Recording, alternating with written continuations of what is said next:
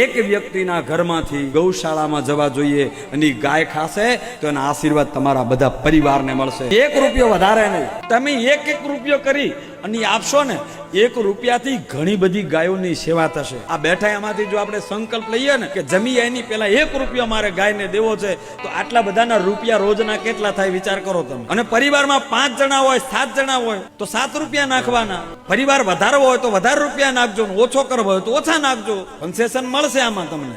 વધારવો હોય તો વધારે રૂપિયા નાખજો તો ગૌ માતા તમારો પરિવાર વધારશે। સાહેબ, આવો સંકલ્પ જો સનાતની વ્યક્તિ અને પ્રત્યેક હિન્દુ લે ને તો વ્યાસપીઠ ઉપરથી કહું છું, કોઈ ગાય કચરાના ઢગલા ઉપર તમને જોવા ના મળે, એ ગાયને ઘાસચારો મળી રહે। કોઈ ગાય તમને કચરા ઉપર નહીં મળે જોવા, કોઈ ગાય તમને રખડતી ભટકતી જોવા નહીં મળે। કરવાનું છે આપણે કરતા નથી અને ન કરવાનું કરીએ છીએ। પછી કહો ગર્વ છે આમ હિન્દુ હે। અરે ગાય ને દુઃખ થતું હશે કે હું આની માં બની, વિચાર તો કરો તમે।